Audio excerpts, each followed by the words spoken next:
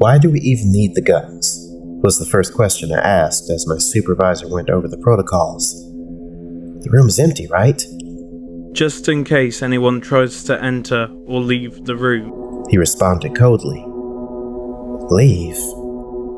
Don't worry about it, just do as you're told and everything will be fine. I'd been hired alongside Mark to guard an empty room in a small town storage facility. To the best of my knowledge, it had just appeared one day out of nowhere. Since then, only 3 people had gone inside, all of which died within a minute. During their short visit into the room, a camera had been set up, delivering a constant live feed through which we could observe the room. Though nothing had ever been seen within, an eerie aura surrounded the place. The walls were made from an unidentified metal, and the door didn't have any obvious way of opening. It either opened when touched, or remained closed. Either way, our orders were simple. Keep people away from it. 24 hours a day, each day of the year, the room was guarded by one of 3 teams. While the job was exceptionally boring, it paid enough to keep us from asking too many questions. We were only to contact the team leader, Dr. Henderson, if any activity was recorded within the room, be it actual movement or just sounds heard through the door. Other than that, we were left to our own devices, which meant we could mostly slack around and talk. Every now and then, we'd hear faint sounds coming from behind the door. To me, it sounded like a distorted music box playing an old tune. It was one I remembered my mother listening to as I grew up. Beyond that, I could hear someone sob quietly, the familiar yet distant sound of an old woman crying. Mark, on the other hand, swore up and down it was a young boy laughing. Though he couldn't name the boy, he too said it felt eerily similar. Still, the cameras showed nothing. We just contacted the team leader as commanded, who always seemed utterly uninterested during his visits. Sounds again? He asked.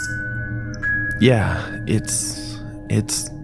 Mark tried to explain before getting cut off. It's not important what you hear. As long as the screen remains empty, just keep your eyes peeled and let me know if anything changes. Years went on like that, and we stood posted in front of that empty room. The metal door that separated us from unknown horrors remained untouched, and as far as we were concerned, nothing would ever change that. We followed orders, got paid, and that was it. At least, until we heard someone knock from the other side of the door. Hello? Please let me out. I don't want to be alone anymore, the voice of an elderly woman said. It sounded like the same woman I had heard sobbing over the years. The tune of that damn music box kept playing in the background. Those 2 facts really reminded me of my mother, which was an impossible thought, as my mother had died years earlier. Do you hear that? I asked Mark, who seemed transfixed by the sound himself. Yeah. He responded, barely a whisper. I'm calling the doc. He better hear this, I said as I redirected my attention towards the empty screen. I picked up the emergency phone, just pressed 1. It prompted an alarm that immediately alerted the team leader. We had already been through the procedure enough times to make it an unimportant event. Still, something was different. Despite the sounds we had heard over the years, no one had ever knocked on the door. Oh God, it can't be, I heard Mark say in the background. I turned around to find him pale as a sheet. His face was drenched in sweat, and his eyes were fixated on the screen. I took a few steps closer, just to make sure my eyes weren't deceiving us both. There was something inside the room. At first, I couldn't tell exactly what it was. It looked sort of like a deformed chair, as if someone who'd never seen a piece of furniture before had been instructed to put a chair together. On top of it lay a music box. Before we could discuss the thing that had appeared inside the room, Dr. Henderson entered the storage facility wearing a tired expression on his face. Report, Was all he said as he greeted us. There's something inside the room. I tried to explain before another bout of knocking shut me up. The sound seemed to wake the doctor up a bit, though he still didn't look too concerned. He at least decided to stick around. It wasn't until he got a glimpse of the live feed before he froze dead in his tracks. No. He mumbled. With that, the image of the screen got replaced by static. Whatever was in the room had interfered with the feed. Just let me out. It's so cold in here, the voice said through the door. I could see the doctor getting more nervous by the second. The blood had drained from his face, and pearls of sweat had formed on his forehead. He picked up his own phone, ready to call for reinforcements, but just like the live feed, the phone refused to work. Hey, Doc, what's going on? I asked. Mark hadn't spoken a word. He just stood there, hypnotized by the static-filled screen in front of him. You two, stay here. I'm going to get a cleanup crew. Our doctor stuttered.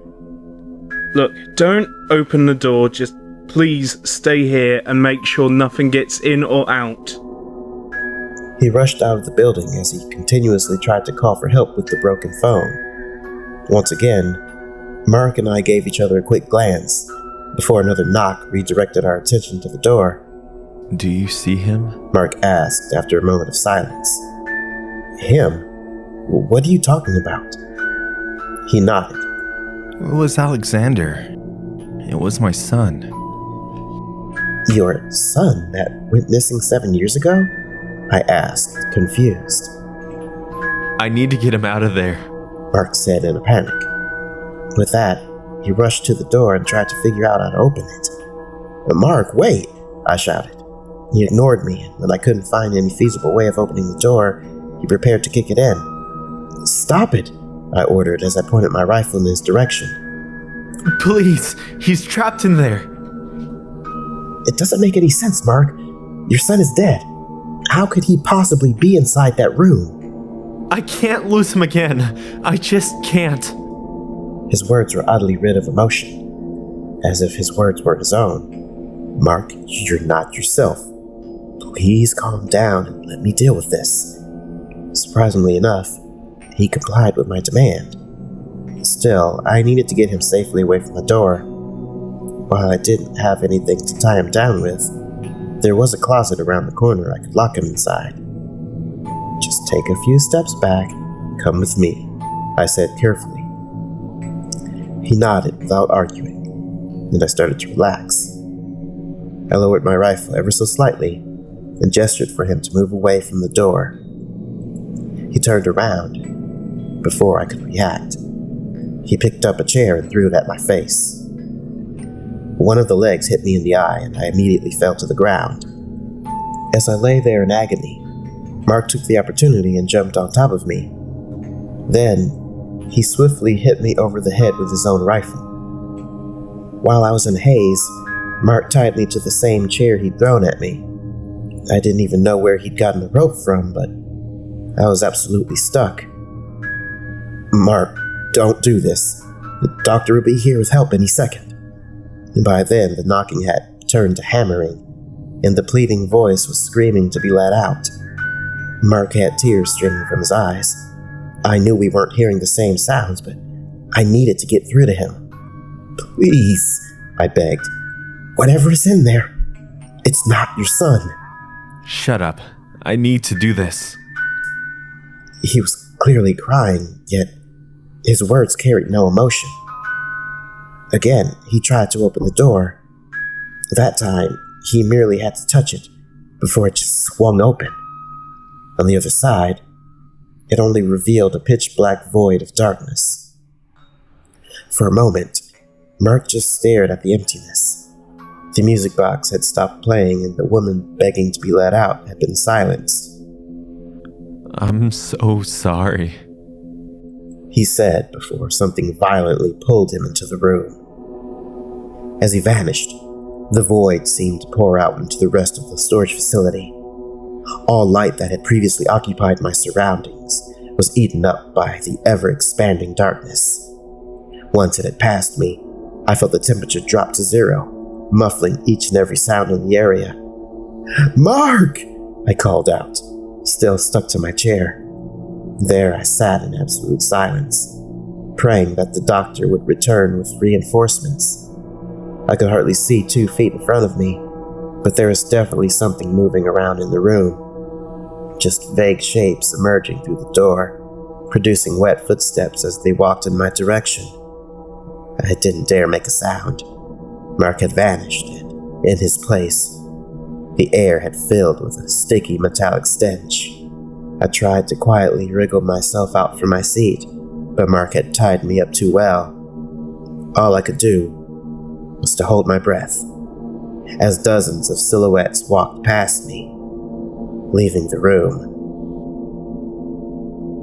A few minutes passed and the footsteps settled down. It felt as if the creatures had left the room, but the darkness lingered. Still, I didn't move an inch before I saw the facility fill with flashlights.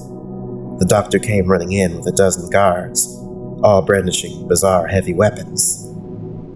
They quickly cleared the room, placing themselves in front of the open door that led into the void that had swallowed Mark. "Oh God," a couple of them mumbled. Dr. Henderson was the one to untie me. My wrists were raw from the struggle, but I was left otherwise unharmed. What the actual fuck happened here? He demanded to know. It was Mark. He went into the room.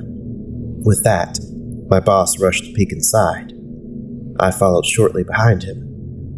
The weapons the guards held were typical ballistic rifles. Instead, they shot out powerful blue beams that penetrated the void, causing the darkness to retreat to the corners. Finally, we could get a glimpse of what had actually happened inside.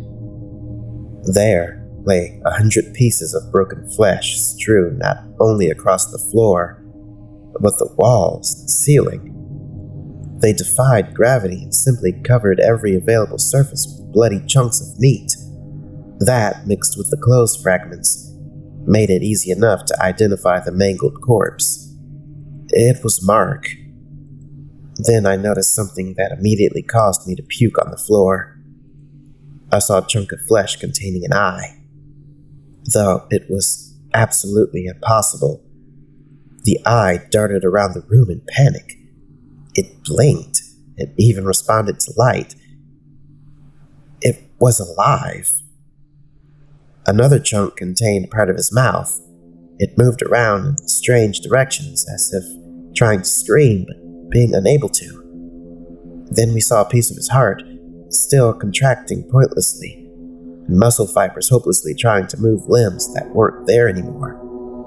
Seal the room, now, the doctor ordered. But he's alive, I said, still not believing it. Listen, he made a choice to go inside. Do you want to suffer the same fate? The guards closed the door without speaking a word and started putting plates of metal over it. Part of me wondered why they hadn't done that from the get-go, but I couldn't bring myself to ask any questions. Did anything leave the room? My boss asked. I just nodded. Did they touch you? No. The crew set up a perimeter with guards and cameras facing the door, but I feared the damage had already been done. Whatever existed inside that room had been far beyond the rules of our own reality, and now they were free. What are we going to do now? I finally got the guts to ask. We are going to have to kill everyone in this town.